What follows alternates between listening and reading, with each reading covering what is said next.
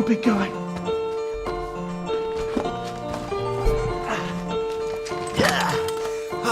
Dirty Shed Creations. Uncle Al, camera boy, heading back at you. What are you doing? I don't know. Something was in me, I had to get it out. Yeah, hi. Where the hell are we? Yeah, well, maybe that's something you could answer. You seem to just sit there and do very little. Right, well, we were kind of having a chat, weren't we? And we decided that we were going to start trying to, and this won't be every single episode, but trying to bring Q&As from an interesting little site. Hence, my front room. Today. I like what you've done with it. Yeah. It's a very rustic Neanderthal. That's what I went for. It suited me. I like to sleep in filth. I like to eat garbage. So it suits me. No, we are in a little place in North Yorkshire. Like I said... Should we not give it away, just in case? Funnily enough, this place that we're in right now is a disused lead mine. Well, not lead, strictly speaking, it's actually galena or lead sulfide. But as a byproduct of that, they also mine fluorite. So hence all Have you this... not got any props? Well, no, I was just looking then, actually. No, that's just rock. Let's just go and have a look. Oh. See what we can find. Oh, look, that's sparkly. Right. Is it sparkly? Oh, yeah, let's get it. We get out. Whoa. Right. Here we go. I don't know if you can see that, but there's a piece of fluorite. Essentially, it comes in all sorts of colours. I hope you can see that glinting there. So, like, lovely square crystals. I think this is used in making steel, if I'm not mistaken. And I don't know how that is, but maybe we'll find out and we'll get back to you. Yeah. So, yeah, this mine, it was abandoned in the 1950s, hence the state of repair. Do you remember we filmed in here before? Have we? No. We shot the music video, and I'd love to cut to it, but I don't know if I've got a copy of it. Look too wise to see that shame.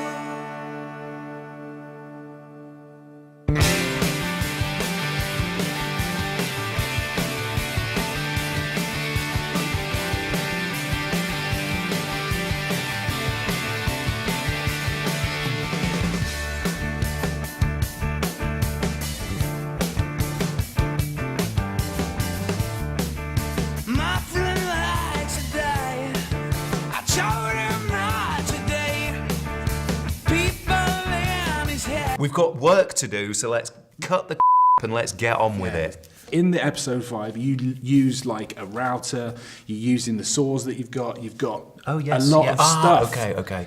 Yeah. What would you say to someone who's watching this going, oh, well and good, but I haven't got any of the gear that you've got? China is flooding the world with kind of cheap woodworking tools. Now, yeah, some of them have got their failings, but, you know, at the end of the day, very cheaply now, you can go out and you can buy yourself a kind of like, you know, a very basic setup. I mean, what would I say I started with? A circular saw? You know, you then end up with a router. You know, one of my favourite tools is that little handheld grinder. I think that they're developing blades for those to do all sorts of things now, and they're a great tool. I love using them. I would say it was my favourite tool. I mean, the other thing to do is, you know, if you are interested and you do want to get going, is do what we do, which is get to farm sales, get to auctions, get yourself on mailing lists for things like that, you know, get to them, have a look. I'm at a different stage in my kind of woodworking now where I like to buy bigger machines with more capacity. Everything I do is heavy and big and lumber. Well, it's the same with anything, isn't it? Yeah. You've got to start somewhere. It's like all and your then you kit. build on top of it once you Yeah. realise what you're doing with it. But Exactly. the thing is to just start. I was lucky in that, you know, my dad had, you know, some woodworking tools, and there was a lot when I was younger that I wasn't allowed to use. So I would say to kids out there, you know, ask dad. Maybe you're going to have to be supervised, but, you know, that's how it always starts. Granddad. People. My kid's granddad this week had them whittling sticks with chisels and stuff. Brilliant. Brilliant start. Just get going. Just grab a piece of wood, smash it into shape, be proud of it. Yeah. If it doesn't work, do it again. Actually, that describes my entire joinery career. Repeat it, what was it? I missed it. Grab a piece of wood, smash it into shape, and be proud of it. Even if the client isn't necessarily and doesn't want to pay you for the smashed up piece of wood. But anyway. Clients. Yeah, clients. Yeesh. Yeah. So we've got some thank yous to say. Before we do thank yous, sorry, though, before that. I'll stay in the question Okay. sort of realm of the quick Q&A. Yeah. Q&A, isn't it? It is a Q&A. From one of our followers, Oh. Swirt, S-W-I-R-T, Swirt. Swirt. He mentions, instead of using the handheld sander, could you not use a curved card scraper? Yes, you could have used a card scraper. I tell you what, that's a load of scraping though, but it was a good idea.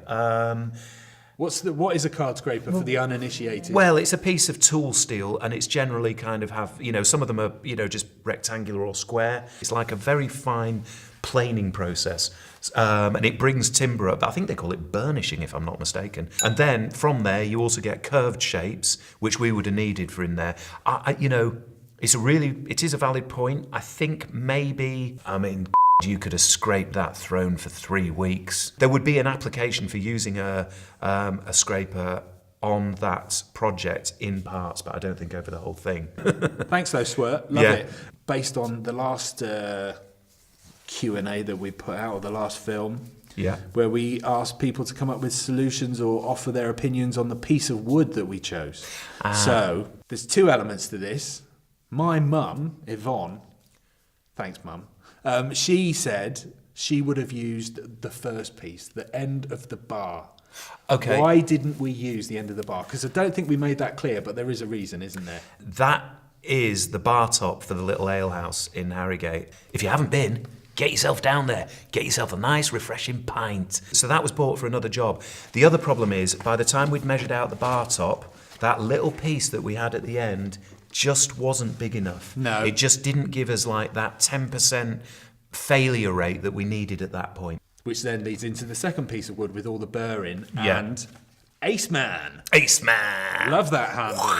He said that he would have used a smaller bit, but instead of cutting it into 6 like you did in your diagram, he would have cut it into 4. Yeah, across the back. He'd have and put a then- back piece in, Yeah. 2 side pieces, and then a central middle piece. Yeah. I think that's what you were getting at, Ace Man. I think Correct so, me if yeah. I'm wrong, but I think that's what he's after. What do you think about that? Yeah, another good idea. Why did we not do it? That piece of timber was air dried, so the piece we actually chose in the end was kiln dried. So the kiln dried timber will move less than the air dried timber. The other thing was that piece of timber had some beautiful burrs in it. But again, we just didn't have the width of timber. By the time you've cut the sapwood out of that, it wasn't a very big piece of timber. So the other thing is, because of the way that the timber ran, because of those cuts, we would have ended up with boundaries between each plank where a beautiful burr here would suddenly just be sliced right down the middle and probably join in with some grain without any detail in it. So yeah, it would have worked, but I think in the end, we let the throne do the talking because of all that beautiful grain patternation. Yeah, it works. It works. It looks good. I don't think you go, ooh, now when the seat's in. It's Yeah, just, no, you don't tend to notice it, do No, you? not at all, because in the next film, you'll see how we unify everything. Anyway, moving on. Thank yous, Ace Man. Ace Man, thank you. Brian Harmon. He always comments. Love your comments. Yeah. No. Who else have we got?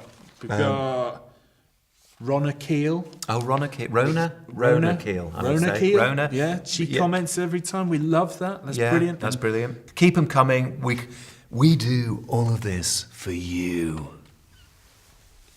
And ourselves. And ourselves, of course, yeah, for us primarily. Yeah, so, well, I think what we'll do is we'll just do, for you guys, we'll just do a little, I'll probably carry a light so you can just see, and we'll take you down to the bottom of the mine. We'll see if we can find some, is there someone up there? The cameras, there's another camera. Oh, up wow. there. So we'll take the camera on the gimbal, we'll go down into the mine, we'll try and point out a few bits of the fluorite, calcite. Hopefully we'll find a bit of galena. And yeah, hopefully you guys will find that interesting. So I think what we'll do is whoosh, cut to that.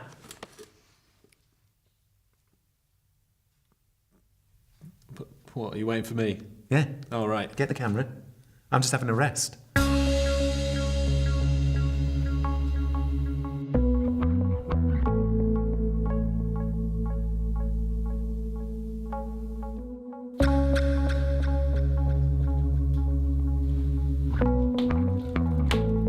This is fluorite, just here.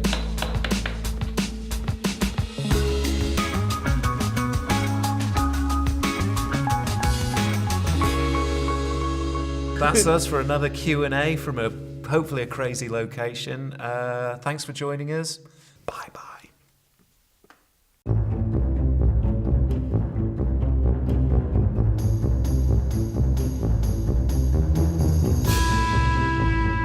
The other thing is, we're actually trying to find our first internet troll.